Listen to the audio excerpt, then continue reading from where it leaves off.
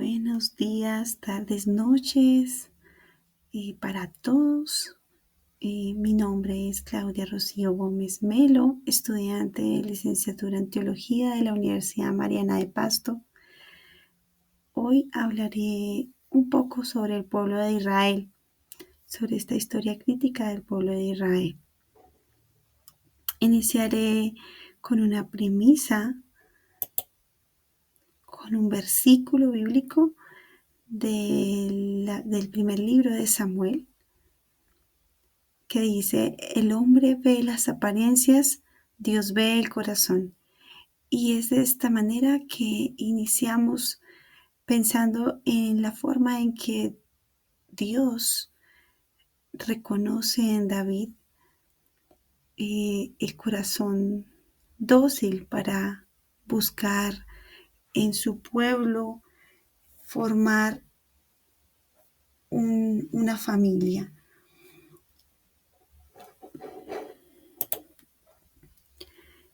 En esta presentación pues tendremos una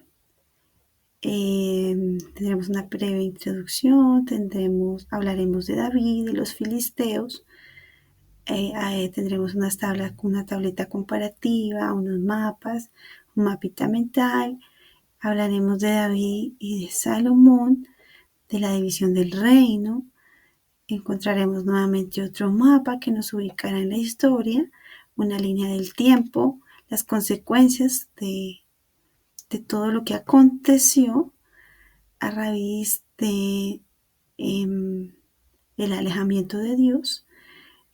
Hablaremos de David nuevamente, de Salomón, veremos otras diferencias y encontraremos la división de del reino. Nuevamente otro mapita, otra línea del tiempo para poder mirar lo que pasa en ese tiempo, mientras que había estas divisiones, y nuevamente vemos qué sucedió con los judíos y tendremos unas conclusiones y la bibliografía. Y para iniciar, diremos que la historia de Israel es de David y Salomón, marcó el auge de su unidad y poder, pero también el inicio de su crisis. Esta presentación analizará críticamente cómo una monarquía gloriosa se transformó en un pueblo dividido, exiliado y esperanzado en la llegada del Mesías. Vale la pena retomar que después de que el pueblo de Israel se organizó y nombraron jueces para el cumplimiento de las normas, ellos empezaron a sentir temor de sentirse sacados por otros pueblos, conquistados por otros pueblos. Es así que Israel nombra un rey para que haya un ejército, lo que se convierte en el peor error de Israel. Es así que nombran a ese primer rey, que es Saúl. Pero vamos a iniciar hablando de David, porque pues en torno de David revivirá el sentido de Yahvé en el pueblo de Israel. David es un hombre, un joven que ha sido elegido por Dios para acabar con el dominio de los filisteos, un hombre humilde, fue un jefe tribal, es decir, que él unió las tribus y logró hacer una unidad de nuevo de todas las tribus en torno a Yahvé y al servicio. David no tuvo una defensa militar como tal. Su gobierno fue conformado por una teocracia, y esta se convirtió en la máxima autoridad del pueblo de Yahvé. Es así como entre el año 1900 el pueblo de Israel se convirtió en la principal potencia mundial en cuanto a su economía, su religión. David se convirtió en ese modelo de conversión. Él era un hombre que administró con justicia y enmarcó su gobierno, que sería después llamado por su pueblo como el hombre más justo de Israel. Encontramos un paralelo. David fue un pastor humilde en Belén, ungido por el profeta Samuel, por especificaciones de Dios, ya que Saúl no obedecía a Dios. Es así que Dios le comunica a Samuel que es necesario nombrar otro rey, buscar otro rey, y escoge al más pequeño, un hombre humilde, que es David. Él fue servidor de Saúl también. Eh, Narra la historia en el texto bíblico que él fue un muy buen amigo de Jonatán, que era hijo de Saúl, lo que habla pues de su gran corazón y de esa conexión también de amistad que había entre ellos, a pesar de que pues su padre Saúl, el padre de Jonatán, odiaba a David. Todo esto se dio porque David derrotó a Goliat, que era un filisteo con unas características muy diferentes a David. Era un hombre grande, robusto, y que nadie se atrevía a confrontarlo, pero David logra derrotarlo, y es por eso que el pueblo eh, empieza a generar un auge y una euforia por este hombre David.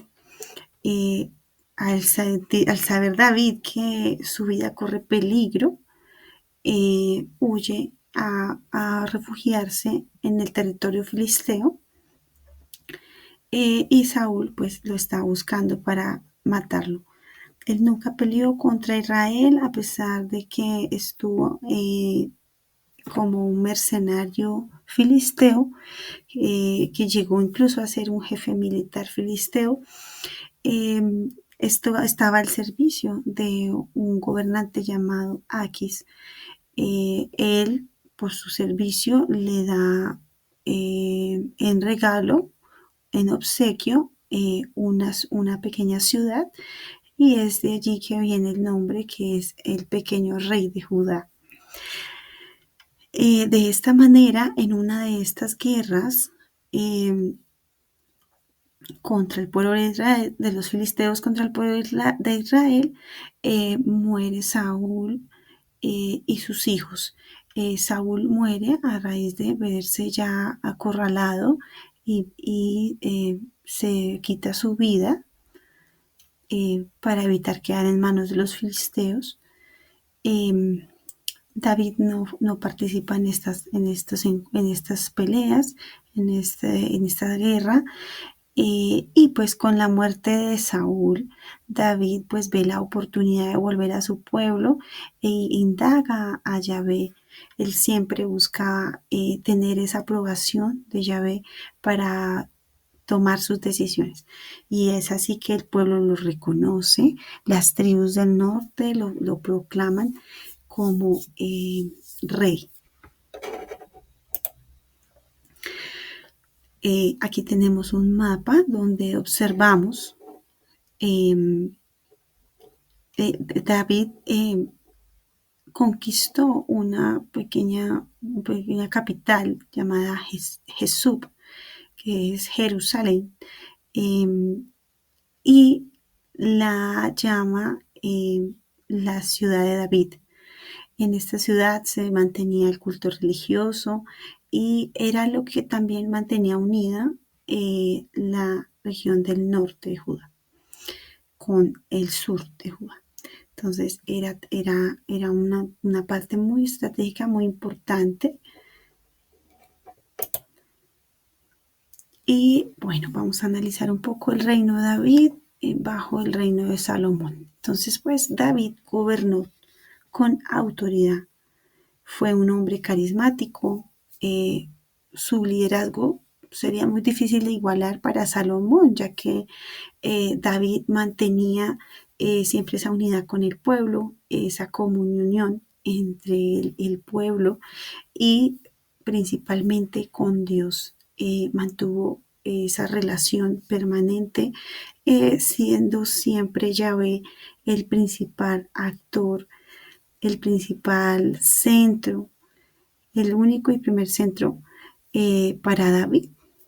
En general, a pesar de que David tuvo algunas fragilidades, eh, comparando pues con Salomón, que gobernó, que fue hijo de David, y él ya, pues, a diferencia de su padre, entró a gobernar de una forma más burocrática, estructuró y formalizó el poder y fortaleció las relaciones diplomáticas y de comercio, y para mantener su reinado, su gobierno, inició el cobro de impuestos.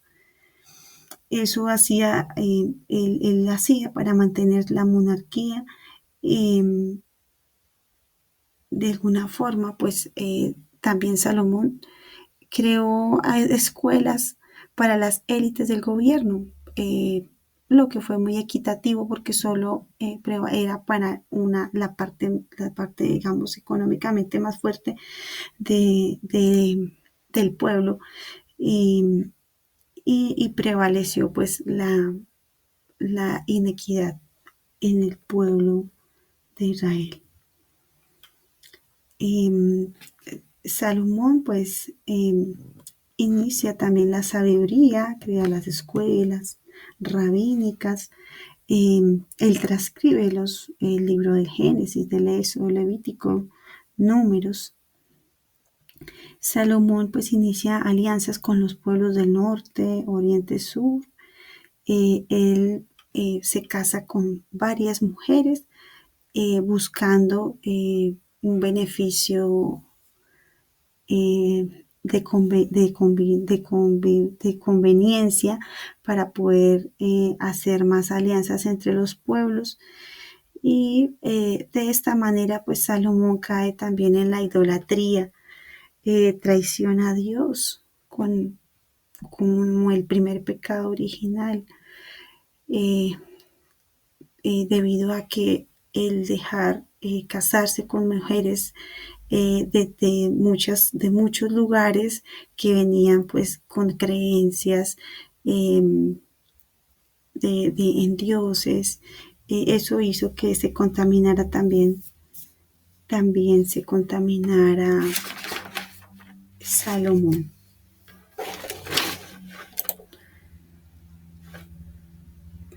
Y bueno, pues Salomón se alejó de Dios, y de esta manera pues renuncia de alguna forma al amor y al apoyo de Dios, a la guía de Dios. Y la consecuencia más grande de eso, pues fue la división. Eh, Se dividió en el reino en el norte y en sur. En el norte, pues estaba los ciudadanos samaritanos de la parte de Samaria, y en la parte sur estaba los ciudadanos de la región de Judá. Es así que, pues a pesar, cabe resaltar que David, a pesar de estas dos divisiones de las regiones, él había logrado unirlos, había logrado unificar de alguna forma, y a estar en una sana convivencia con ambos reinos. Pero pues Salomón, al fomentar también ya la esclavitud de ciudadanos del pueblo del norte para trabajar en el sur, en la realización de construcciones, con el realizar un sistema político que se basó en la recolección de impuestos, pues hizo que hubiera enemistad nuevamente entre estas dos regiones, debido también a esos temas de injusticia. Entonces decimos que el reino del norte más, hablamos del año 1200 y 1000 después de Cristo, entonces no tenía que ver con la comunidad tribal. Este reino del norte únicamente se unieron a esta monarquía de David para conservar sus tierras y el respeto de sus creencias.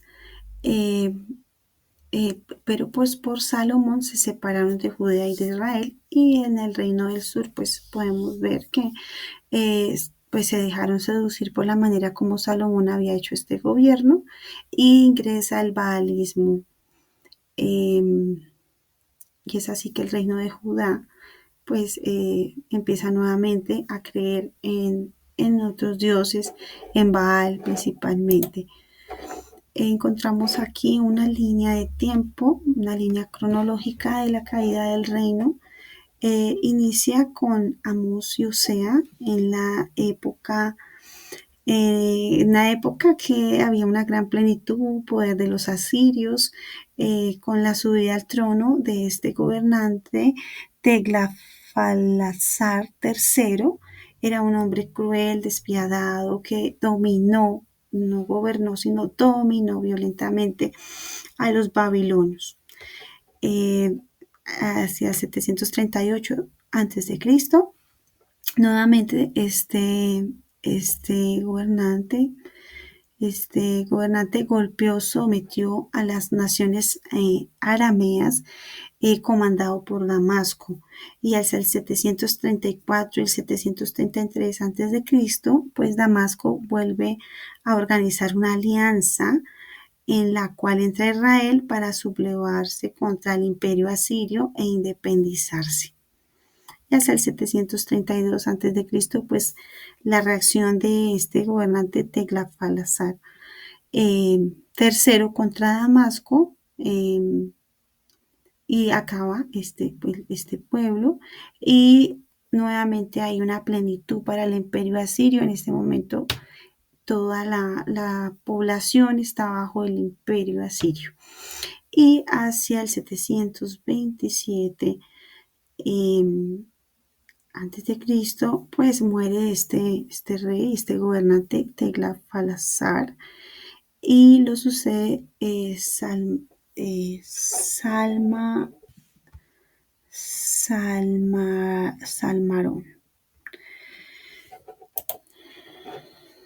¿Qué consecuencias trajo todo esto? Pues tras la invasión asiria, el reino del norte pues fue reducido a una provincia del imperio.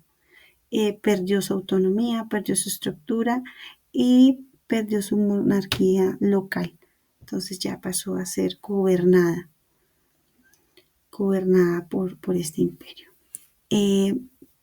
Los campesinos pobres que habían perdido su terreno antes de la invasión, pues salieron del sur, salieron de este lugar. Y entre los que se fugaron de estos lugares, pues habían levitas, personas pobres, encargadas por turno de los cultos. Salieron las personas más sencillas y creyentes. Y pues Judá, también pues Judá seguía siendo una monarquía. El reino del norte quedó pues convertido en un pedazo de provincia de Asiria, y por eso pues fue invadido. Y nuevamente tenemos otra línea del tiempo que nos remonta ya al 625 a.C., donde podemos ver que muere Asurbanipal, que es otro rey. Empieza a desintegrarse el imperio asirio, ya vemos la decadencia de este imperio, y se independiza la provincia de Babilonia, que tradicionalmente ha sido rebelde y conspira contra el resto del imperio. Esta guerra pues dura muchos años al mando de Babilonia. Entonces, ¿cómo se renueva esta población de Babilonia? Hasta el 616 a.C., pues Asiria vuelve a hacer alianzas con los egipcios, y pues Egipto nuevamente pues se les une con esa esperanza de volver a retomar el poder de Palestina. Y hacia el 612 a.C., pues Nabopolassar se apodera del centro del imperio asirio y de su capital. Cae Nínive, la capital del imperio asirio, y de esta manera ya este imperio empieza a decaer y a reducirse. Hacia el 609 a.C., eh, eh, un faraón llamado Necao quiso pasar por Palestina, eh, y Josías se lo impide, en ese momento es el rey, eh, y es asesinado. Entonces el pueblo nuevamente pide que haya una elección de un nuevo rey, y es así que hacia el 587 a.C. sucede pues una catástrofe que hace que Israel quede dividido en tres grupos y, y reducido. Entonces encontramos el grupo de Babilonia, el grupo de Egipto y el grupo de Palestina.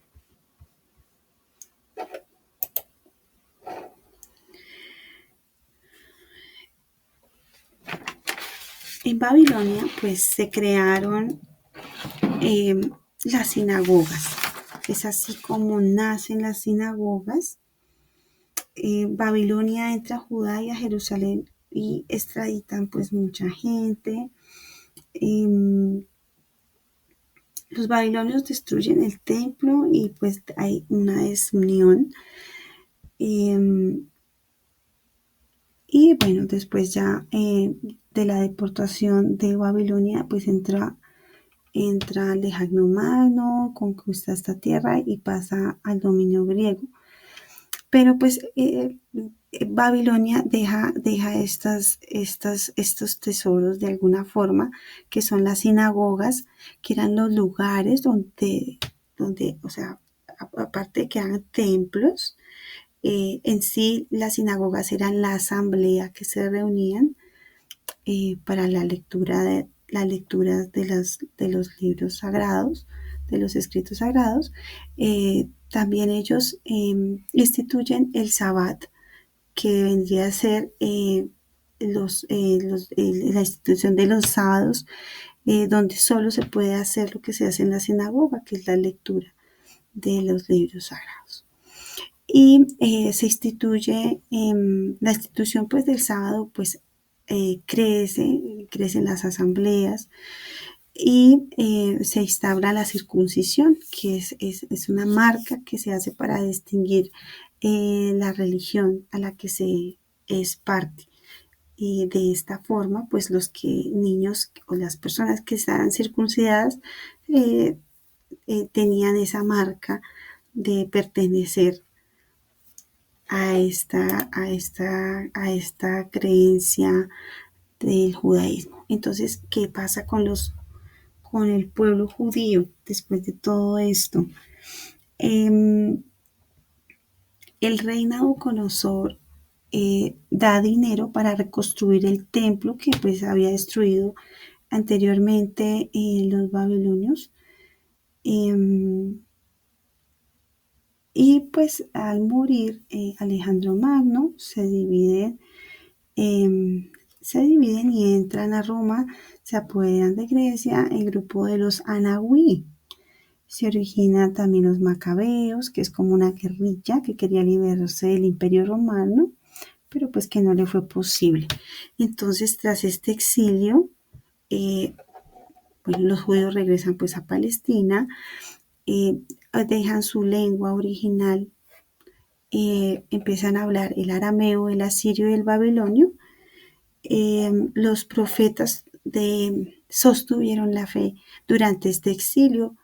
Entonces fue muy importante la presencia de los profetas, del profeta Isaías, que mantuvieron el pueblo en esa fervorosidad de Yahvé. Y es así que también nace el judaísmo como una religión de esperanza mesiánica, eh, mesiánica se refiere, proviene de la palabra Mesías, el ungido. Entonces ellos dan unos estándares de ese Mesías que va a venir a unir nuevamente el pueblo, que nuevamente va a venir a darles esa estabilidad social, económica, cultural, religiosa. Es por eso que esta religión del judaísmo, de alguna forma, pues no acepta de todo, no aceptan a Jesús realmente como ese Mesías, sino aún lo esperan, pues debido pues a toda la situación sociopolítica que ellos siguieron viviendo. Pero todo esto era la apertura a la venida de nuestro Señor Jesucristo, ya como ese anuncio, esa promesa de esa nueva alianza, de este Mesías que ya estaba profetizando los profetas de la época, el profeta Isaías y todos los profetas que vinieron seguidos de él. Y pues como conclusión tenemos que la historia de Israel, desde la monarquía unificada de David y Salomón hasta la división del reino y el exilio, nos muestra un camino marcado por la búsqueda de identidad, justicia y fidelidad a Dios. La pérdida de la monarquía no significó el fin del pueblo, sino el inicio de una transformación profunda, del poder político a la esperanza religiosa. El pueblo judío sobrevivió gracias a su fe, su memoria y su capacidad de convertir el dolor en promesa. Hoy su historia sigue inspirando reflexiones sobre liderazgo, unidad, crisis y esperanza. Y esta ha sido nuestra presentación. Tenemos nuestra bibliografía, nuestros eh, lugares donde buscamos, nos enriquecimos para hacer esta presentación. Y les agradezco mucho por su atención y muchas gracias. Bye.